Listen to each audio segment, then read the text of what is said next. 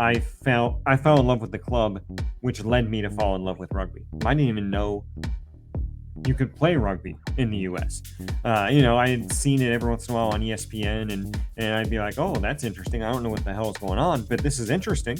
I think the advent of the World Cup in 2031 and 2033 will help, but I think initially it has hurt. What was an aspect that you kept seeing reoccurring, whether subtly or very direct, that made you go like, oh, this might be one of these bottlenecks that might be impacting the development of U.S. rugby? The problem that America faces when it comes to rugby is so big because America is so big.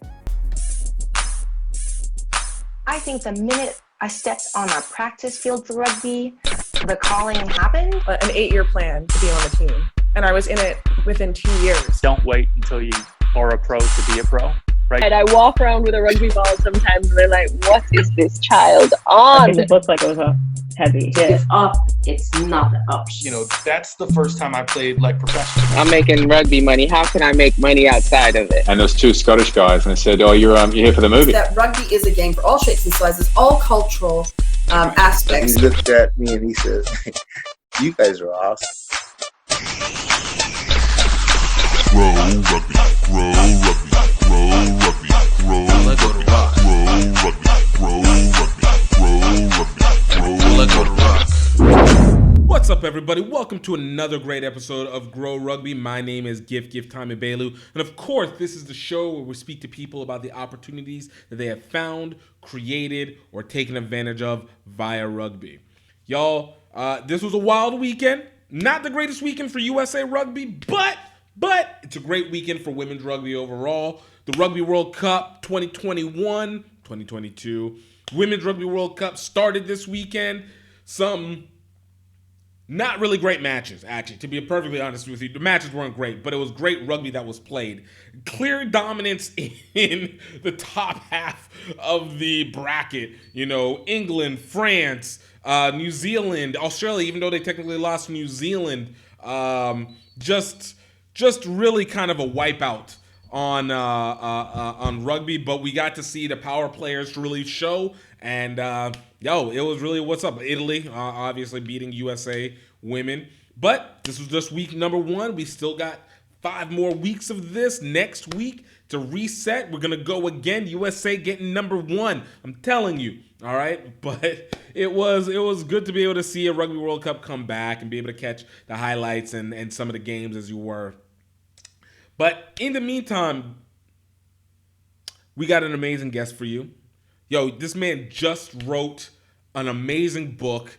This is Rugby. Really interesting book. Loved the context. I got a chance to be able to talk about it myself and be a part of the book. Adam Hughes, man, I forgot. I didn't even say the name. Adam Hughes is on the podcast. Man, great conversation that we had overall. I'm not even gonna lie. Like, between where rugby is, his story, the process of writing the book, like I couldn't get enough, and I could have had this conversation forever. It's my guy, and I hope you guys get a chance to check it out. It's on Amazon. It is the number 1 book in rugby in the world on Amazon. All right, number 1. Get it right. And even if it's not number 1, it might be number 2. But I'm going to say number 1 because this is what we do over here. We're going to get it to number 1. But great text, great book. I loved it, man. I loved it. On top of that, guys, I don't want you guys to forget, definitely check out the Rugby Outlet Mall. Get your rugby shirts. We got the orders in. We are ready to distribute these things out. And of course, because you guys are listeners on here, you guys get to use our coupon code, promo code, GROW Rugby, GREAUX Rugby. Definitely get 10% off of anything in the store. Rock it out, man, and definitely want to be able to get a chance to do what you got to do with it. And of course, whether it's a Rugby Life, is a Rugby Pal shirt, get you ready for your Rugby Bay. I mean, it's not February yet, but start getting through, and then we might throw some stuff in for Halloween coming up. So just let it be known, hey, you got something to go to. But in the meantime, guys, I also don't want you to please don't forget to share this with your friends. Subscribe to it on YouTube. Follow and follow the podcast on your platform that you're listening to, so you can get more notifications. Definitely like this on YouTube, like this, or leave a comment on the podcast. I definitely appreciate it, and I know even with the inconsistencies, you guys have been consistently being able to listen, and I appreciate you fully. So in the meantime, I'm not going to hold you guys off any bit longer. Adam Hughes, author, coach, player, and of course, the historian now of American rugby. Check it out. Grow Rugby, Grow Rugby, Grow Rugby, Grow Rugby, Grow Rugby, Grow Rugby, Grow Rugby, Grow Rugby. What's up, everybody? Welcome to another great episode of Grow Rugby. My name is GiftTime available, and of course, we got the incredible I, and of course, the P's of P's, the person to person. Yes, the P's of P's going through. Just wrote a book, another big one. I got to be in it, so of course I'm biased towards it. This is Rugby with Adam Hughes. Adam, man, thank you so much for coming through. Yeah, thank you so much for having me, Gift. I really appreciate it. Love talking to you. I've always loved what you're doing and what you continue to do. I'm a big fan, and so I'm really glad to be in here. Man, I appreciate it, and the feeling is absolutely mutual.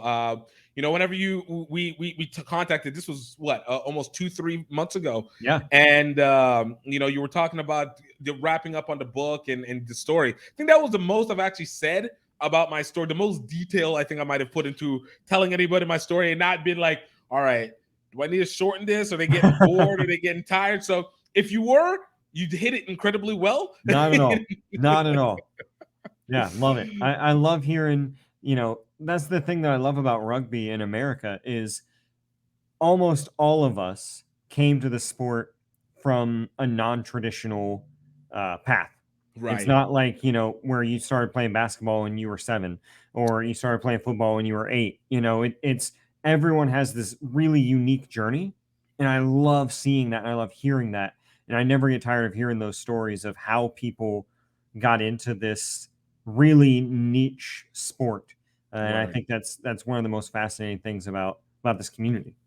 Dude, and that you're exactly right. It's one of the parts that have always made it very interesting to me to maintain is because, like you said, those stories are unique. Each one, while their similarities are rarely ever the same. Which Right. I mean, you can say about many stories, but it feels differently because those same stories amplify the significance of what the sport ended up doing for them as a whole, and not just as an athlete or wannabe athlete or anything like that. It seems to always have this wild ripple effect that adjusted the direction of their lives. Yep.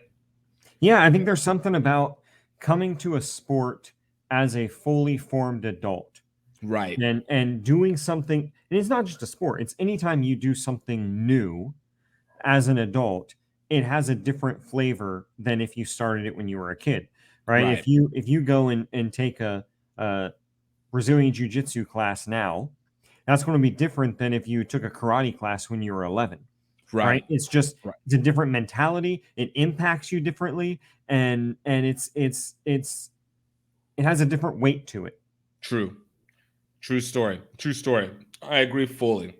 Well, before we start getting into this, I always like to say every superhero has their origin story, and it's what allows us to be able to set the basis of what is and what will be. So to get your superhero origin story, Adam, I have one question for you. Yeah. How did you get started with rugby?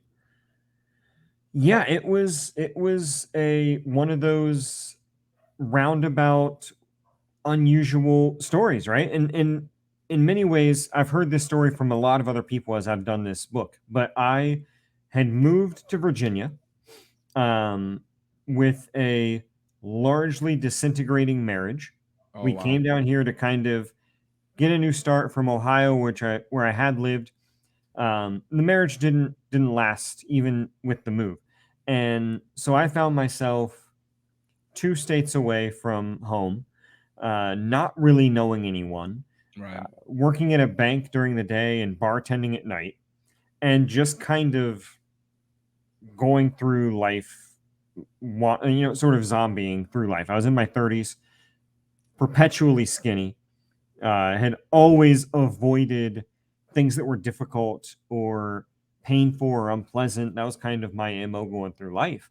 Right. And I was bartending, and the local rugby club were regular guests of mine. And so I got to know them. I didn't even know you could play rugby in the US.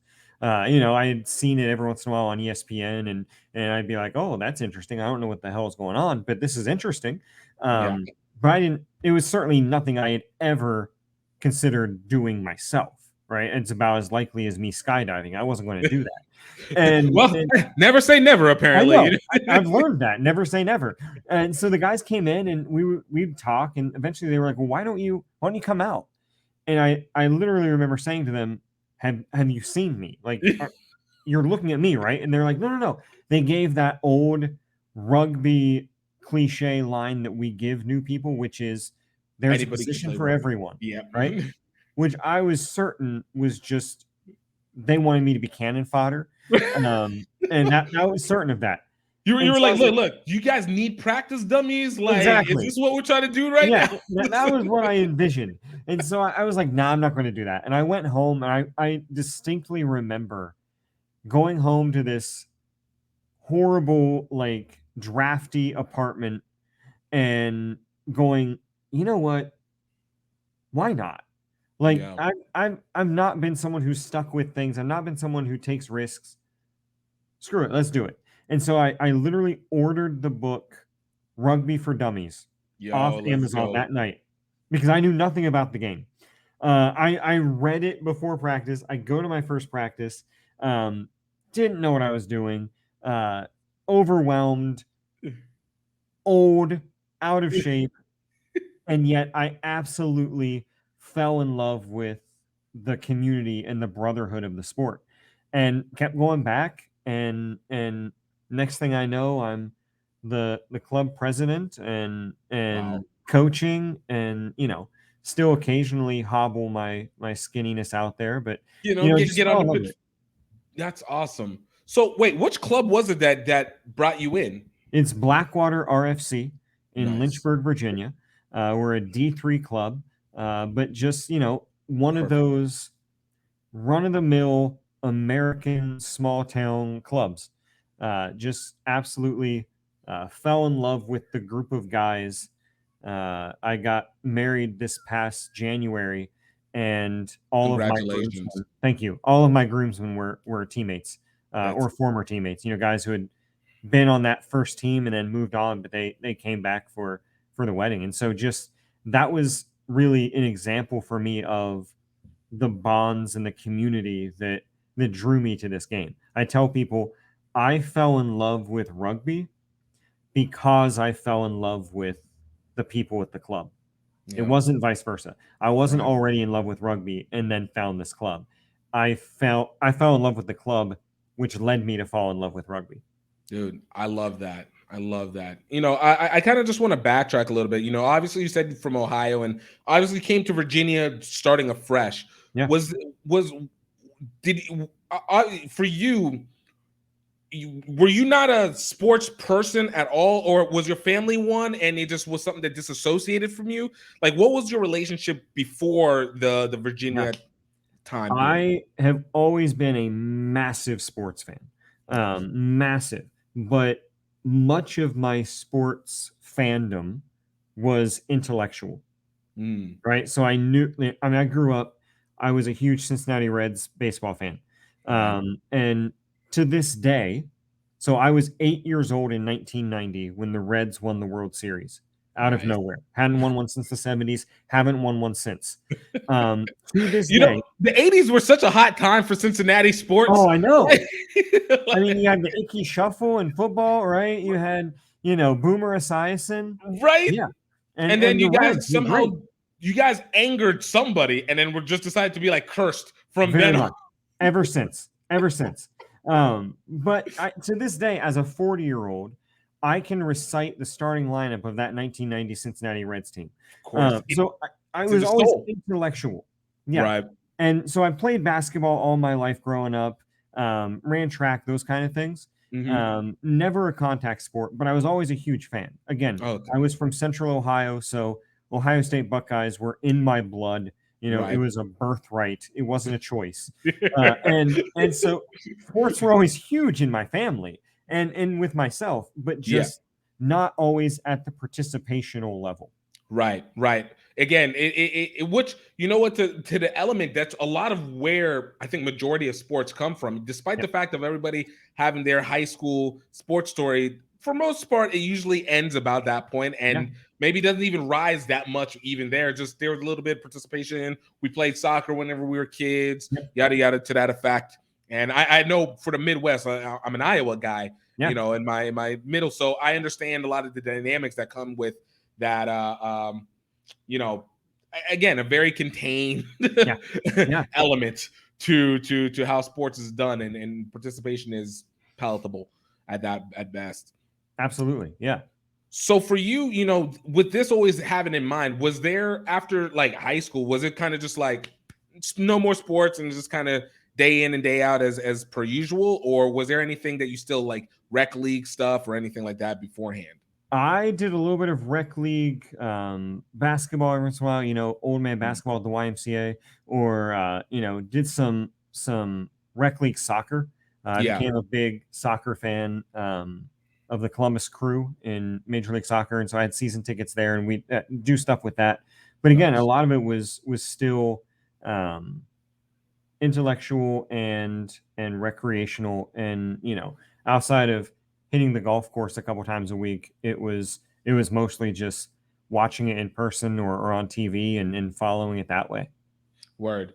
So it's such kind of an interesting base, because the way that you tell the stories is one that comes from a perspective, and I've only gotten to read excerpts from the book, but the one that you have kind of tells so much more of a story that feels first person almost.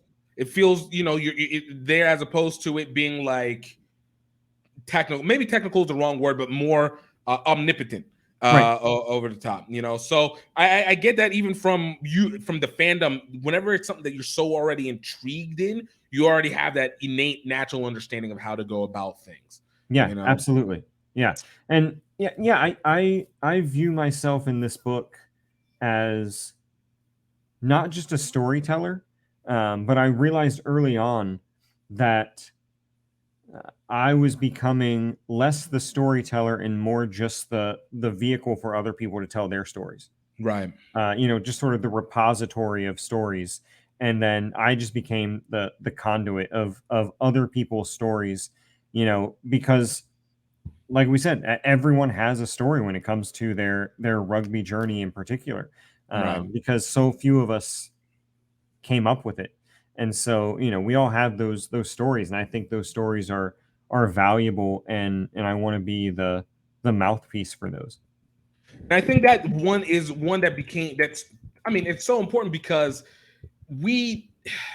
it's easy to retell, and some of these are just not only just not necessary, but the nuance of them, and where we go back again to say there's so many similar stories, but that nuance is where the difference makes the biggest change for it. Yep. For you, was this obviously you this was a big endeavor its own, but had you already been a person that already liked writing stories, whether short stories or anything like that? Right. English major already by practice, no? Yeah, and I have a Master of Fine Arts in Creative Writing. And so most of my background has been in poetry.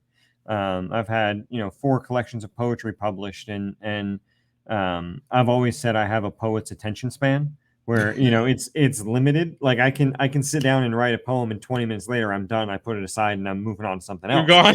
Yeah. So had its moment, and we're good now. This was my first time really sitting down and doing something long form, book length, and I had thought about it for a couple years, And I was like, you know what? I'm just going to keep thinking about this unless I start doing it.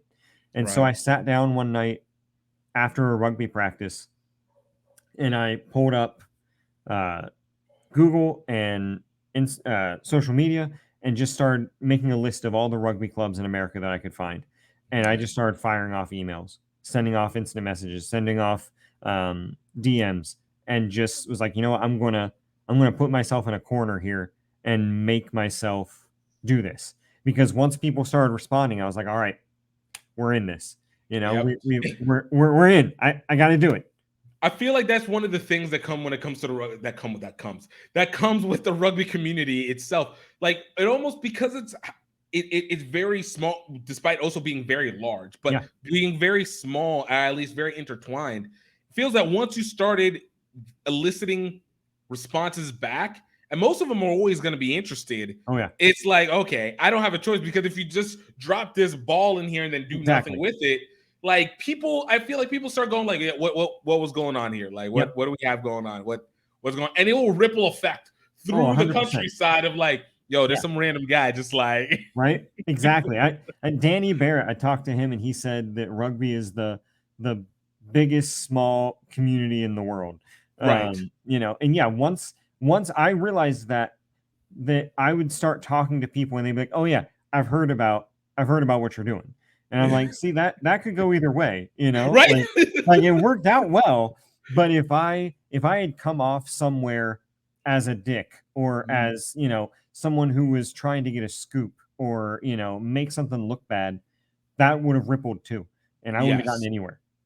Yeah. And it's the interesting, I don't want to say catch-22, but the interesting dynamic of this phone tag community that we have at some points. I love it. So kind of like jumping back. So you started into rugby and if I get too deep, just tell me, hey, back up, and we don't have to answer. Don't worry. You know, this is what we do. We press That's a little bit. That's right. I'm an open book. But in this time period that you started playing rugby, when did it start? Was the marriage already dissolved at that point, or was it like kind of simultaneously? No, that was over. I was living on my own. I was kind of trying to figure out what life was going to look like, and you know, sort of reassemble some identity. I hadn't been, you know, single in years and years and years, and I was like, you know, I don't really know what this looks like. I don't. She had friends down here. You know, she had lived down here previously, and so everyone we knew, she knew, and I didn't.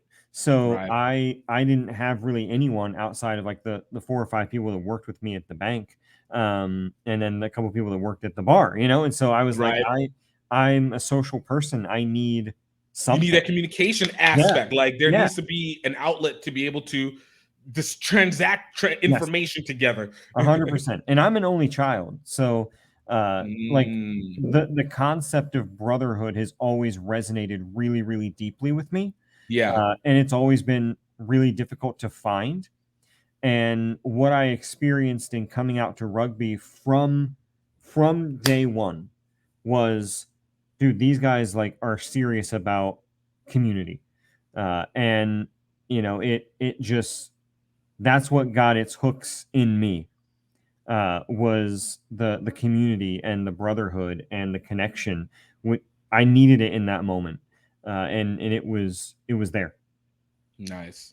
You know, I always find that interesting point wherever you see the intertwinement, not just of the camaraderie, but whenever you see the intertwinement of what happens with your club, and then how it connects into how you end up connecting with the opponents that you play with. Yeah. You know, I always say, and obviously you heard this, but you know, whenever I first started, for me, there was always, I mean, there's your friends and your people, but because I didn't know rugby, I just knew sports, and especially with football, I knew contact sports. So it was just like, all right, you know, you at least try and get that job done, and you work and you have fun, and you know, you can chill, but you're never really that super close, there's always a little bit of resistance. But like as I got more and more engaged in, and then obviously when it came to dealing with your opponents, Yeah. you're just like, no, those are your opponents. Like Those are the enemy. you're cool up to the point. Like Right. you can't be too cool with people that you're trying to smash. Right. And I think for the first like year and a half, that was my mindset until we start playing the same people over and over again, and then you're like, hey man, all right, let's talk this out. And then you start going on trips and tours, and you're like, yo, you guys are all right. You guys are dope. And that's the weird thing is that happens organically. Like, yes, there's old boys who are around going, this is how we do things. Sure, that exists. But even without them, it, like you said, when you play the same guys over and over, and there's something about rugby that paradoxically encourages vulnerability. Right? We are a dog eat dog, smash mouth sport, and it is. But there's something about it where I know what it takes to step across the chalk line wearing a short sleeve shirt and short shorts and maybe a mouthpiece, and that's it. And being out there and vulnerable and exposed, and I know what that takes. And so anyone else who does that, whether they're on the other side or on my side, has my respect. Word. And in a way that I don't think we often articulate or even are conscious about, but we get this respect that carries over, especially like you said, when you see the same person 2-3 times a season, and then you begin to go, okay, all right, I like that dude. I like how he carries himself. I like that we can go at each other. I like, that how we are at the social. Yep, exactly. I know that if I knock him down, I'm helping him up, and if he knocks me down, he's helping me up. And there's just something that is incredibly special about that in this sport. No, I love that. With that in mind, who was your first story that you picked up whenever you put it for the book? So the first story, I think it was a guy named BT Shea out in Denver. He's with the Denver Barbarians. He's helped run their sevens program recently, and he started an organization called Rugby Rent Scholarships, where they are bringing people in to Denver. They bought a house that the scholarship recipients live in. Nice. So like a frat house without it being a frat. Exactly. They play for the Barbos, and then they have like 4 pillars to this program where they give them mentorship. They help them find career options. They help them obviously playing rugby, and then they get them involved in the community. And it's a really cool setup. And I remember he was the first person that I talked to on the phone for this project. I had done some emails and stuff, but he was the first phone conversation. And I remember him saying something and being like, can this part be off the record?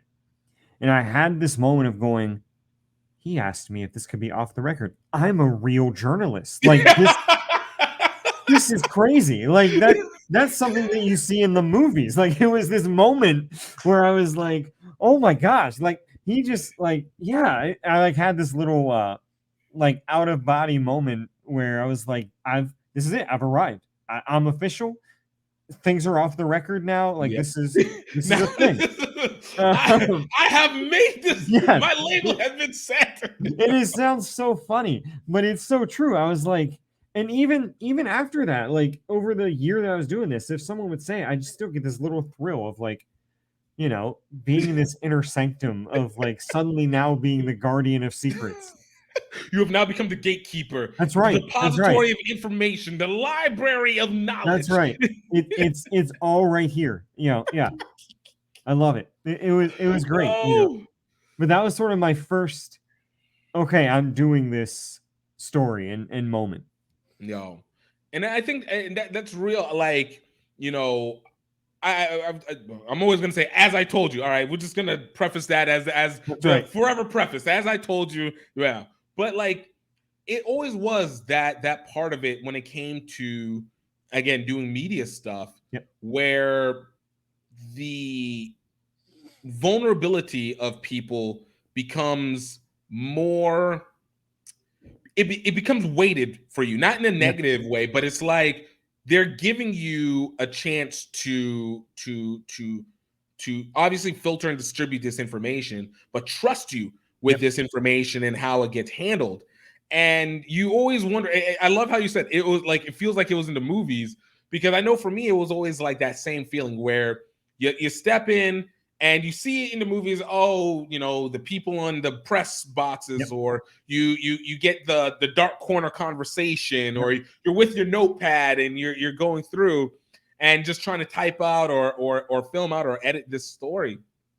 And for me, being able to tap in there, what always felt, and I always tell these people, what always felt like it was a distance, like irregardless. Like if I hadn't done media, let's say to this day, I just simply was playing rugby and somebody told me, hey, let's talk to Danny Barrett or let's talk to Perry Baker.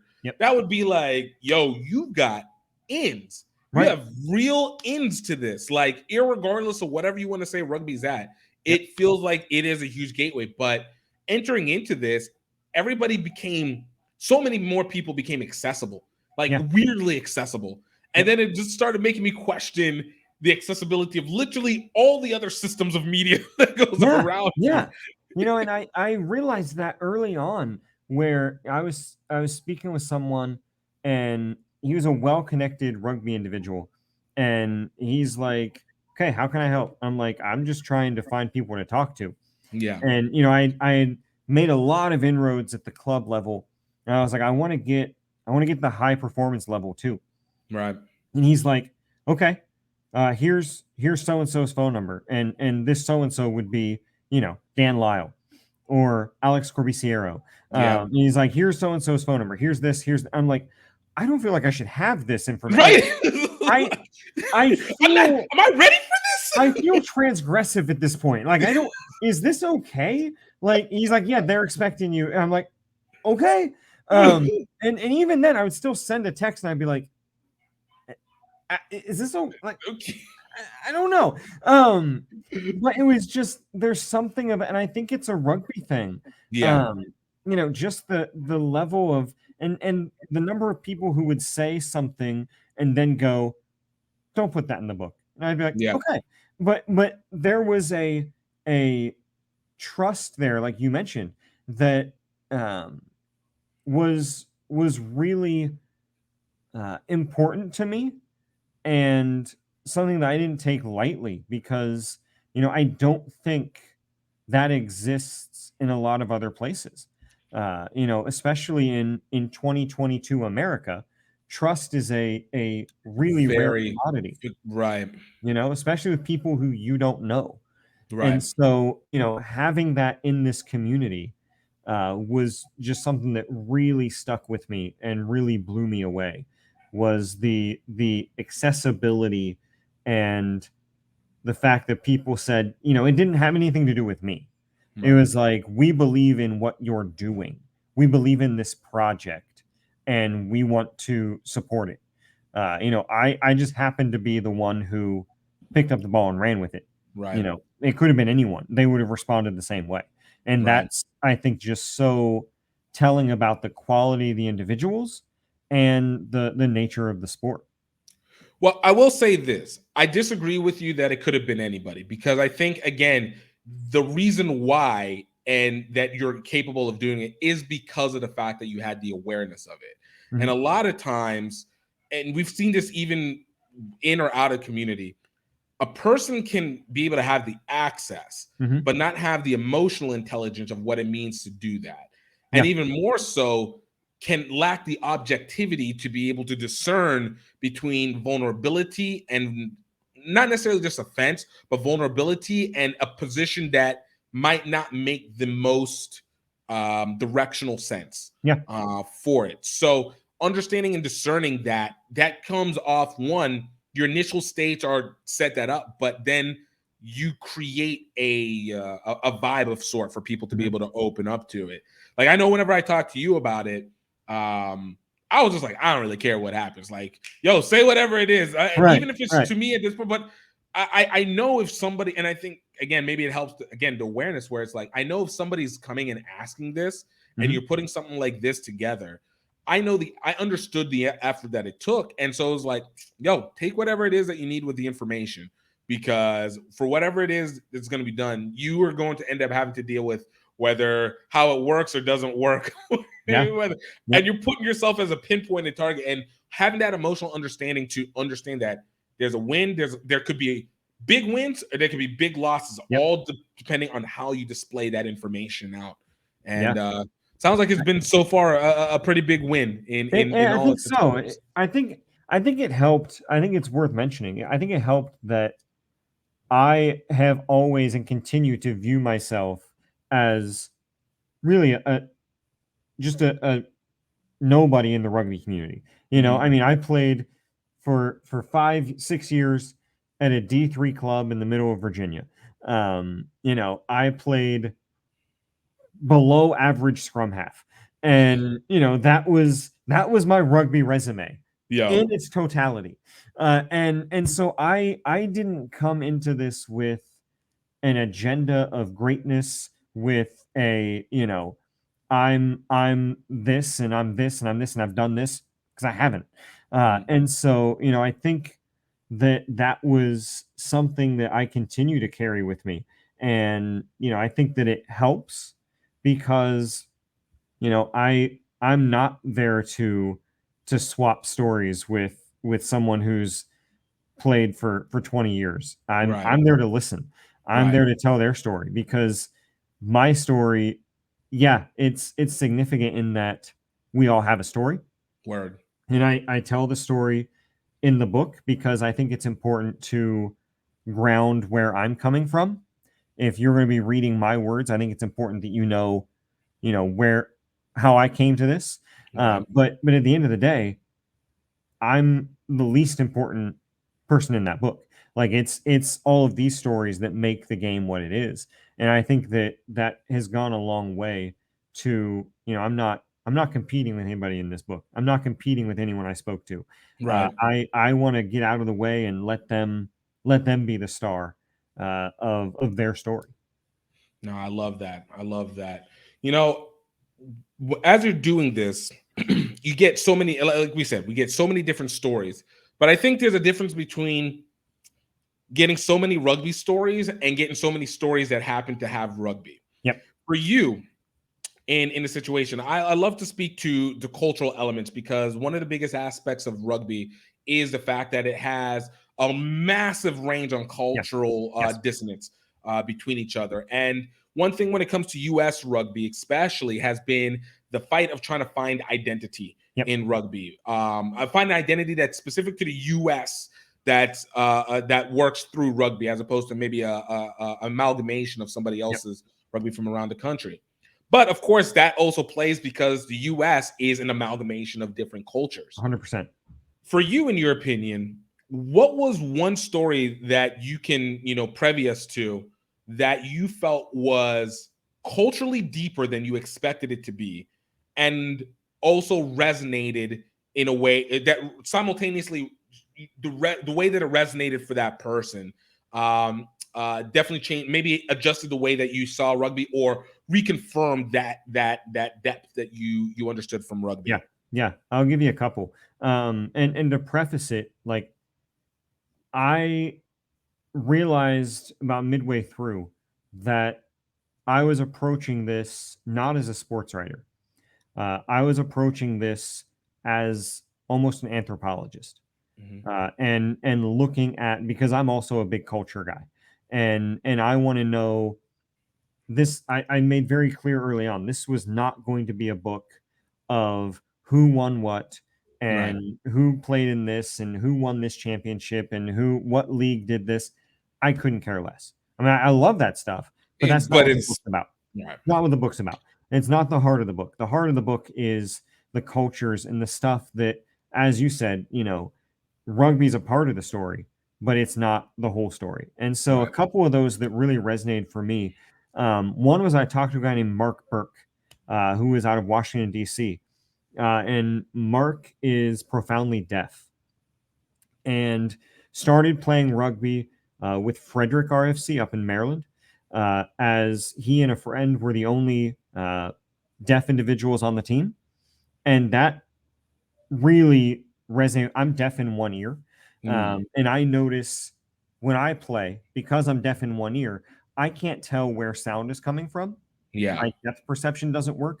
And so if someone's on my right or my left, if they say my name, I don't know where they are. And so I know that's difficult, but I know that pales in comparison to being profoundly deaf.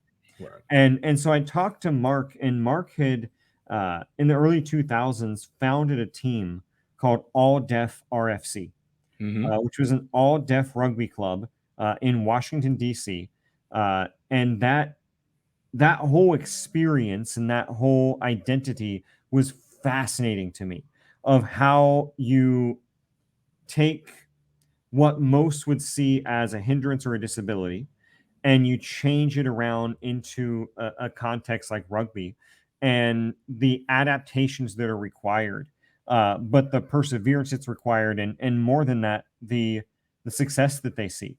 And in a similar vein, I talked to a guy from the Pittsburgh Steel Wheelers, who are a wheelchair rugby club. And I remember asking him, I said, what do most people get wrong when they talk about wheelchair rugby? And he said 2 words: inspiration porn. He said, that's what we call it. Inspiration porn. He's like, we are not an inspiration. We play rugby just like everybody else. We are not an inspiration. We are out here to play and compete and do everything that you do, only we're in a wheelchair. Right. And that really changed how I viewed all those things. That statement. Yeah. And that is actually, that makes sense. And again, something that I think unconsciously we set aside, like even saying it out loud, it's like, no, you just guys, you're not out here trying to be like, I have it rough. If I can do it, you can do it too. Be better. But it's like, no, we just happen to play. Like, just our presentation of it has to be done differently. Yeah. And as soon as he said that, I had to mentally rewrite what I was planning on writing, like in that moment, because I was 100% going to take the inspiration angle, because that's what we always do. That's what sports writers do. That's what you do. Like that's natural in how we view that. And so I had to take a second and go, okay, let's change that. Because his point was, when people do that, it's to make themselves feel better. It's not to make us feel better. Right. And I was like, good point. I recognized, like that was totally the angle I was going to take. And I even wrote about that in that section, where I was like, this is what he said, and he was right. And so I'm not going to end it this way. This music's not going to swell. I'm going to end it with their ruggers. That's it. That's all that's important. And it was a real eye opener for me. And then the one other one that I want to share, and I've shared in other interviews, it's sort of my go-to that really changed my worldview and how I approached this book, was Tamaris Montano, who is a Navajo woman in Gallup, New Mexico, who started a youth rugby organization on the edge of the Navajo reservation in Gallup, New Mexico, with no money. Kids who had never heard of rugby were living in poverty, with alcoholism, with domestic violence, with gangs. She was traveling an hour and a half to play teams in Albuquerque who had been around for decades and just getting waxed. And her story didn't go the way I anticipated it going.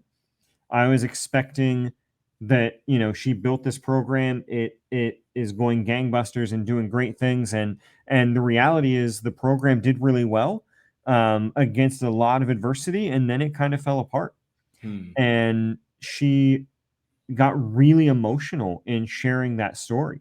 And what ended up happening is some of the alumni from the program came back and ended up founding a select squad called the Indigenous Warriors. And they played a one-off against a team of Indigenous peoples from Australia in Gallup, New Mexico. They played a one-off game that became a two-off game, and then they played more, and they've now played in Mexico. They've played against First Nations peoples in Canada. They played against a team of Iroquois in New York. And it's just been this hugely successful thing of the Indigenous Warriors that Tamaris now is coaching. She has been a recipient of the Premiership Scholarship to go study in England, and just her joy is infectious, but her story was not linear, and it wasn't all joy, and it wasn't all success, and it was real. And she was one of my absolute favorite people to talk to for this, and the emotion was there, and the passion was there, and the cultural differences were there. She started all of our chats together with a welcome in Navajo. She ended it with a blessing and a prayer in Navajo, and it gave me goosebumps every time. So it was one of those things where it was so much bigger than rugby and so much more than a sport. And one of my absolute favorite and emblematic things about this whole process and journey was talking with her. And that feeling of seeing it bigger in the sport is the one that I think caught me always the most when doing it. I always talk about my Singapore to Tokyo journey, and while the process and the rugby and everything was great, it was knowing the impact that it does. Because I think I always wonder, I've thought about this for a long time, trying to figure out, why does this one hit so different versus, for me, other sports? Because it's not the first time we hear inspirational stories. Of course not. American football, baseball, Field of Dreams. Right. Absolutely. You got my favorite movie of all time. Yeah. Exactly. Arguable. See, again, the Midwest is coming out. Right, exactly. Yeah. No, I'm telling you, I'll interject this. Every opening day of baseball season, I have a ritual. Since I was a kid, I watch Field of Dreams. I cry at the same two spots every single year, and I eat a meatball sub. It's ritual doesn't have to make sense, Gift. It doesn't have to make sense. It doesn't have to, but it as long as it hits and impacts exactly the same way that it's supposed to each time. Yep. And see, and that's my point. Like, we have it, but for some reason, when it comes to this sport, and maybe because of the fact that it is a small, big sport, that you want to make sure that there's something else than just my personal desire, or there's a realization of my personal desire, because you work in it, you play, but there's not really much of what you would consider as a direct reward that comes from it outside of your what it is you feel. So what it is you feel ends up being the highest currency of this. But knowing that there was something else bigger than that, whether it's Singapore to Tokyo or stories like MICR or ISF, or I was going to mention them. Avery Watts out at South LA Soul. Right. Exactly. You're like, okay, this, I guess, blasphemously saying it becomes almost a little bit of a religious experience. Yeah. I say in the book, there's an element of the cult to rugby. Yeah. We are always evangelizing, right? We're always looking for someone to come join us. Yeah. Guys, we're outside of shopping malls. Like, come join us. Yeah, we're like the Hare Krishnas in the airport. Come on. You look like you play rugby. Come on. We all have that, and it comes with it. And there's something about it where once it gets its hooks in you, there is this element of the church, in it. And I was a pastor for 7 years. I understand the pull of these things, the pull of community. It doesn't always matter what is behind that community. Sometimes community is the thing that you're selling. Right. And I think with rugby, the way we get 75% of our new recruits is the community. Yeah. There's some who they want the athletic challenge and they don't play football anymore and they want the next thing. Sure, there's always going to be those. But I think the majority are guys like me who just they fit the community, and women who come along and they find that community there, guys who come along and they find that community there. And I think that, there's that, you're right, it's almost a spiritual experience. And I hate to over mystify again, right, but there is some of that, unmistakably. Agreed. What was the process of selecting the people that you found? Obviously, you spoke a little bit about having people recommended, but for you, what was the initial? Because finding the clubs and shooting it out, that's an everyday, because you never know what clubs are going to be. But that within every club, there's going to be at least 10, 12, 14, 20, 50 different stories involved in each one. What was your process in being able to select the stories that you wanted to use for the books versus the ones that you were like, yeah, maybe not for this one? Yeah. It was tough. It was really tough. I ended up speaking with a little over 500 clubs, individuals, and organizations in the research for this book. I have 9 yellow legal pads, full of notes, plus just threads of Facebook messages, emails, Instagram DMs. I mean, just volume after volume of information. And I hit a point in the book writing where I got completely overwhelmed. The paralysis by analysis kind I of was thing. having trouble going, how am I going to organize and present this information in a way that makes sense? Yeah. And isn't just, here's a story, here's a story, here's a story, here's a story. There's got to be a narrative thread here. There's got to be some way to organize all of this data. And I actually went probably a month and a half doing nothing with it. I was just overwhelmed. I just couldn't find my way in. And I thought I had a way in, and it was bogging down, and I just got really overwhelmed and discouraged and put it aside.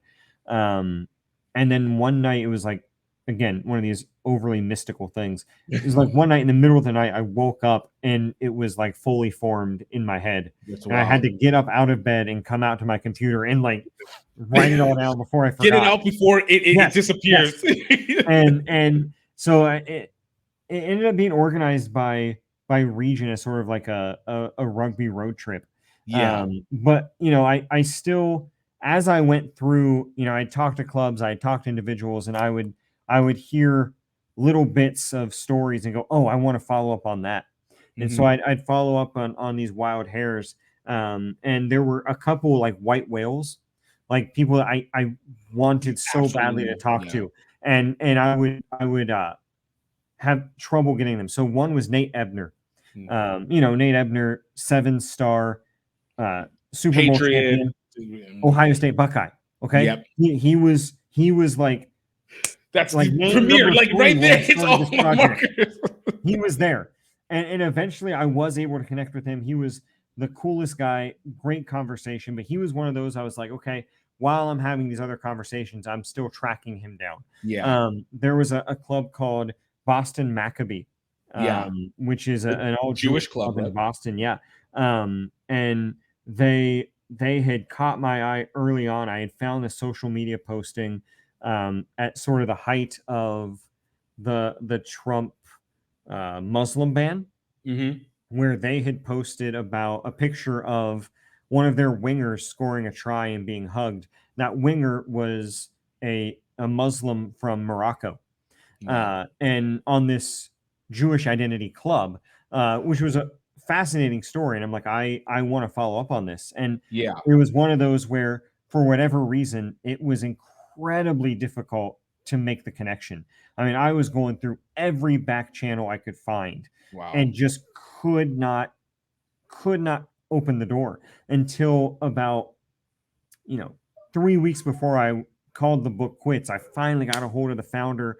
We had an amazing, hour and a half conversation, and it came together at the end. So there was always those stories that I absolutely wanted more than anything else to have in there. And then the Yeah. rest were just pleasant surprises. And then there were some where they were just absolutely phenomenal people, but they didn't have the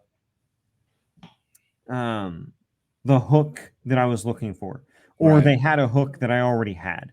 Right. And so they were great people, great men and women who I still have great relationships with, but I had to tell them later on, you know, it didn't make it in. Yeah. You know, and I'm hoping to write another one or keep going with the podcast, and we're going to get your story out there, but it's not in there. And I Right. hated that. It was one of the worst parts of the book was not being able to get Every everyone single in there, story, because yeah. everyone does have a great story. You know, Yeah. that's the thing about it.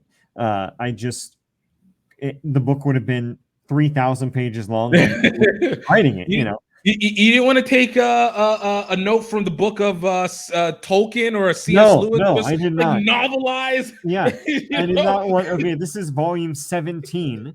Right. You know, and I'd have 4 people who might read it. You know, I didn't want to do that. Yeah. No, I love it. You know, especially when you hear all these stories. I know for me, there you kind of put start seeing a lot of similarities that go whether regionally or not. And when it comes to like how you saw the U.S. rugby, Mhm. what was an aspect that you kept seeing reoccurring, whether subtly or very direct, that made you go like, "Oh, this might be one of these bottlenecks that might be impacting the development of U.S. rugby, rugby in the USA," and it's something that we really need to pinpoint, but it seems to be missed over and over again. So as kind of a weird answer to that, I think the single problem that I kept seeing over and over is silver bulletism, where so many people with good intentions and great minds Mhm. say, this is the answer. This is the answer to the problem. And the reality is, the problem that America faces when it comes to rugby is so big because America is so big, right? Right. We're vast, we're Right. diverse. These are all the things that make America great. Right. There are also things that make building a niche sport Much difficult. incredibly difficult. Yeah. You know, the geographic scale, the cultural diversity, those great strengths are also huge obstacles. And so what I realized, you know, in doing this is there are a lot of very well-meaning, very intelligent people who are dead set on their solution. And everyone else's solution is obviously inferior. Right. And what I realized is we have to take a both and or an all and approach. Like our problem is too big for one solution. Right. And so there's so many people who are like, MLR is bad for USA rugby, right? It brings in too many foreign players. It's bad. Other people are like, it's great for American rugby because it Right. gets eyeballs, it gets awareness, it gives young players an opportunity. I heard people say academies are killing the American rugby game. I had others who say academies are the best thing for the rugby game. I had others who say colleges are where it's at. You don't need academies. We have universities. I had others, you know, and all of these answers, just and contradictions. none of them are wrong. Yeah. That's the thing. They are contradictory, but they're also complementary. Right. If we look at it that way. And you know, the reality is all of those things have to work together if American rugby is going to do anything. Right. Because we can't take one approach. If we Right. take one approach and say, we put all of our eggs in this basket, we are missing 80% of the other eggs. Right. Right. And it's never going to be good enough because this country is so vast, because we're starting from such a deficit where the cream of the crop of our players are starting as 18, 20, 24-year-olds. Right. And so we're already at a deficit. We can't afford to say, this is the way. Right. This is the path. There has to be multiple paths. And what that unfortunately requires is a lot of people saying, you do you, and I'll do me. And we'll find ourselves in the middle somewhere yes. here. And that is not something that comes easily to human nature. And let alone Americans. Right. And especially Americans, and especially the kind of Americans who run a sport like rugby. Yeah. It's a type A sport. Yeah. And when you get 500 type A personalities trying to accomplish something, you're going to get 500 ways of doing it. And one right way and 499 wrong ways. And that's one thing that is crippling us. Yeah. Is, you know, we've got this mentality that there is a way that's going to fix what ails American rugby. Right. Instead of looking at and saying, how can I do, you know, I love what the American Raptors are doing. And the thing that I really love about them was when I first reached out to Peter Pask, the general manager of the American Raptors, I said, you know, I don't want to give away any trade secrets, but this is just for my own interest. How do you guys do this? And he's like, no. He said, there are no trade secrets. We want other people to hear this. We want other people to do this or go along with this or adapt it. And it's the idea that the American Raptors said, okay, we're going to do this lane. Yeah. We're not going to tell anybody else how to do their lane. They can do their lane. We're going to do this one and do it well and take this niche and fill it up, right? We're going to work on the crossover athletes. Right. They're not saying it's the only Don't way. do this. No, they're not saying everyone has to do this. They're this is saying our part of the game. Yes. Yeah. And if we had more people saying, I'm going to do this and do it well, and I'm not going to tell somebody else how to do their lane. I'm going to do my lane and do it well. They can do their lane and do it well, and it's going to ultimately serve more people in more ways and better the game. And I think it's something that hopefully we will see more of. I think the advent of the World Cup in 2031 and 2033 will help, but I think initially it has hurt because we've got that instant urgency, right? Where now we're like, the roof's on fire, it's coming in 10 years, we gotta go. And so that urgency has created even more, it has to be this way. Right. Because we don't have time now to debate. We don't have time to do multiple things. We have to do this now. And it's sort of amped up the pressure. And pressure can produce diamonds, but it can also create volcanoes. Exactly. I'm still optimistic, but I'm an eternal optimist. I believe that there's enough brilliant people in American rugby at all levels that we can figure out how to take all of these lanes at once and create great things. It's what America does. I think that's one, and I love that you put it that way, because it's one aspect that I know for me, even personally, I've wrestled with a lot, trying to be like, because again, for me, a media person, I'm always like, be in front, public, bring people in, public, talk. But I've also had come as you start to speak with more people and kind of read dynamics and learn from others, that it's not always just that. Like you said, it's not a one thing effort. And it's not even a 2 or 3 thing effort, but it is absolutely a maintain your lane. I'm not going to even say stay in your lane, because I think that comes off aggressive. Maintain your lane. If you have a focus, you need to make sure that you can perform that job the best, which ironically is the most rugby thing that we could ask for in this. Yep. Yeah. If you're the fullback, be the fullback. Don't try to carry the ball every time. Be smart. If you're the scrum half, don't get in every ruck. You know, exactly. If you're the prop, maybe don't kick as much. You know, know your role. Know your role. Be ready to do anything. That's the beauty of rugby, right? Yes. Be ready to do anything if asked, but make sure you do your role and do it well.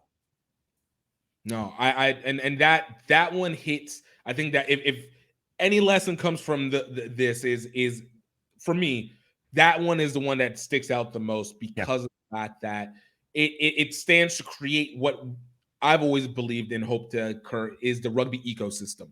Yeah. Because ecosystem means that every organism has to have a purpose, and that purpose serves to survive the rest of the other organisms. Yep.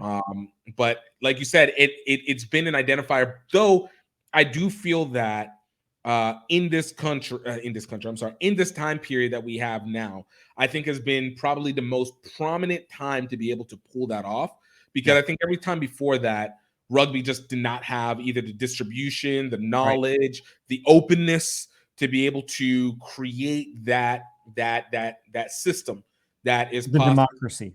That democracy. There wasn't a rugby democracy for a long time. There was, to put it respectfully, a bunch of old white dudes in a room, literally calling the shots. Literally, a bunch of old white dudes, and some of those old white dudes are great dudes. Yeah, right? They're good guys. They're well-meaning, good guys. But when people of color, when gay and trans athletes, when women, when they didn't have seats at the table, you weren't going to get a diversity of solutions to a diversity of problems until you get a diversity of voices. Exactly. And I think we're beginning to see that. And I talked to Jeremy Treese, who's the head of NCR, who one of the things that he said that really resonated with me was talking about how we need people who are going to set a vision for what rugby can be, because America has always been a country that gets behind a big goal. Yeah. Right? World War II, we have to do this. Okay, people mobilized. Let's get to the moon. Okay, people mobilized. Huge goal, huge target, people rally, and they make it happen. And I think, that really resonated with me of someone saying, this is the challenge. We're all going to fill our niche, our lane, our role, and we're going to come together and make this happen. Mm-hmm. We've got 10 years to be a World Cup. Let's make it happen. Not just to put on an event, because we know America can do that. Exactly. Right? We put on events. You just put on events. You know that. Right. But let's set an audacious goal of winning the thing. And then people begin to say, okay, let's do the impossible. No, that's fact. One got me wanting to go run through a wall right now for you. That is facts. And when we're done, so much work is going to get done. But even more so, but to your point, I think that's always it. One of the biggest concepts of America, USA, is about how can we exaggerate the exaggerated? Yep. How can we blow this up and make it? Why I always will say the USA might not be the greatest country in the world, but I think it is the greatest marketing country in the world. 100%. There's a reason a lot of countries don't like us. It's because we do the audacious and we do it audaciously. Exactly. Take it positive or negative. Exactly. It is very factually true that we will go over top for stuff. And I think that even speaks more to that identity. And I think that even creates to that element of what is the identity of rugby in the US, where we keep trying to find it in just a play, but it's not a play. It's not going to be in a coaching. It's not going to be it's going to be in a personality, in an aspect. It's going to be how we approach it, as opposed to the way we approach or what's the technique of our approach. The technique might be the same as everything else. Yeah. And we talked about that when you and I talked last time, was, you had that realization that musically, the music that accompanied rugby was typically white European Celtic music, right? And you wanted to kind of Americanize the music and the presentation around rugby. I don't think I'm putting words in your mouth. No, you're saying it right. And I'm actually just really impressed that it was remembered, and I'm just like feeling good. So I'm not good with compliments. So like right now I'm just like trying to keep it inside and not, be Of course, yeah. And I loved that, because I heard that from other clubs, especially new clubs, saying we wanted to Americanize rugby, right? There's a club in Ocala, Florida, called the Ocala Gladiators. And Nice. one of the things that they said was, I hear myself echoing. I'm sorry. I don't know if you can hear that. Oh, no, that might be me. No worries. Yeah, You're not coming through on my side, so it's all good. Good deal. But they said, we wanted to Americanize rugby. We want to bring in cheerleaders. We have guys on our team who do DJing, and so we put up EDM shows, and we did all these things, and I love that. That's awesome. Or clubs like the South LA Soul, who are like, we want to be true to who our community is, and we don't always see ourselves represented, and what roots rugby does, and those things that really make rugby represent what the different communities in America are. And seeing that, and seeing the things that you did, and seeing the things that some of these clubs are doing, it really speaks to the fact that American rugby is and can come into its own. Yeah. As not, we're not going to be New Zealand. Right. We're not going to be England. I believe that in time we can compete with those countries. Right. But we're not going to compete with them by being them. Right. Because we're not them. Culturally, we're not them. Politically, we're not them. Socially, we're not them demographically. And we're not going to be. And so whatever solution we come up with, it has to be a solution that is American. Right. And not a solution that is a replication to or Australian. Yeah. Yeah. It has to be authentically American, and that's going to look different than what rugby has looked like in America since the 60s. Right. I mean, and to see that, and that's again, to see that resonance occurring now is a real privilege to be able to watch, even though it has a lot of work to do. Yep. But I think the other thing, and you said it again, but I feel like it needs to be repointed, needs to be said again for people, is that the identity of rugby in America, or the identity of America, will not be tabulated as a single process. No. It's going to be, it's a prism effect, basically. Yep. It's going to be this rainbow effect that appears like it's going to be a single rugby beam that culturates, but in reality, it is literally everything kind of amalgamating itself into each other to tie itself and then show itself out. And how that presents on the field and off the field is going to be different. But one thing I will say will always be fun is to piss off enough people internationally, especially the rugby purists from England and whatnot, that go, ooh, these Americans are trying to be all rugby. They don't know anything. Why are you saying it like this? And I say, yes. If we have not pissed off anybody, we have not done our job right. I concur. I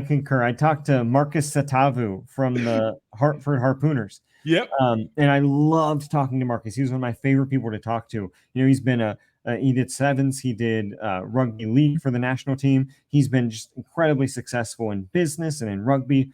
He's one of my favorite people to talk to. But he said, I want to bring that brash Americanness to rugby. And understanding, as he said, not everyone's going to like that, even within the US. And that's okay, just like what we talked about. Exactly. It doesn't have to be one size fits all. Exactly.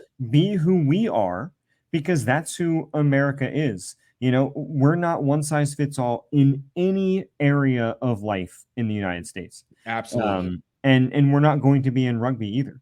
And so embrace that diversity, embrace that, shared goal, but diversity of achieving it. Embrace that, go with it. And that's how we're going to see, I think, great things happen in American rugby, and how we're already seeing great things happen in American rugby. No, 100%. Adam, I can't tell you how much I liked, and without consciously realizing it, needed to have this conversation. Big time. Where can people find your book, and then where can people also find you? Yeah, so the book is called This Is Rugby. It is right here. It is on Amazon under This Is Rugby. You can get it on there. We're working on getting it into secondary retailers, but right now it's on Amazon. You can get it on there. It is, I think it's a really fun read. I think you get a really broad scope of what American rugby looks like: men's, women's, IGR, military, all kinds of rugby, professional, grassroots, youth, college. There's a story in there for everyone. I hope you enjoy it. I'm on Instagram at Onward Rugby, and then I also have a podcast that is called Late to the Breakdown that you have been on. That has been on I have? You have, yeah. Yes, you have been on that. Okay, nice. We'll go with it. Look, this is what I. Have you been? No, you have not been on it. You've been in the book. I'm sorry. Yeah, okay, that's what I was about to be like. Sorry, There's a whole memory that I just did not remember. I'm like, you okay. have not. I'm getting older, confused. so I was like, "Hey, my memories are." So I need to be on the podcast next. You need to be on the podcast next. I have talked to a lot of people, and I get confused. I'm 40 and failing, So, but I do have a podcast called Late to the Breakdown, where I have interviewed a lot of the people who I've had on the book. There's been a brief hiatus while I focused on getting across the finish line with the book. Wise. We will be firing that back up. And you will be a guest on there. Let's go. We will continue to put out content there because the book is static, the book is out, it is done, but the stories continue to happen. And so I want to continue having an avenue to share those stories and allow people to share theirs and be a part of that conversation. No, I love that. I love it, man. Adam, we're going to do this again because, as always, there's always something to add into it later on and to be able to see as the updates go and what more gets learned. But until that moment, I truly appreciated this. I think this was I am so happy that you took this mission on and that you need to know that you've done something that is historically set for the rest of the time. And it is... If anything is left and this is your legacy, you've topped a lot of stuff. Obviously, I think you're going to continue on and do more, but just know it's well worth it, and we're appreciative and so much more. Thank you so much for having me on. Big fan of the show, big fan of what you're doing. Love it. Continue to support it, and I really appreciate it. Adam, thank you so much for coming on, guys. I hope you guys get a chance to read the book. Absolutely get yours in today. And on top of that, while you guys are waiting, definitely check out some of our other episodes. We talked with Catherine Aversanu last week, one of the partners for the HBCU Rugby Classic, and of course, head coach for Howard University Rugby. We had Cassette Shiranganji, founder of Kiro Sports, one of the major rugby sports promoters in the U.S. and Zimbabwe. We had Takunda Rusiki, captain for the Howard women's rugby team. And we've had so many great guests over the last 2 years. 71 episodes today. Guys, we're making some headway, and I'm so proud of you guys. But most importantly, I hope that you guys know that I hope that you're happy. I hope that you're healthy. And of course, most importantly, I hope that you know that you are highly favored. Until next time, cheers.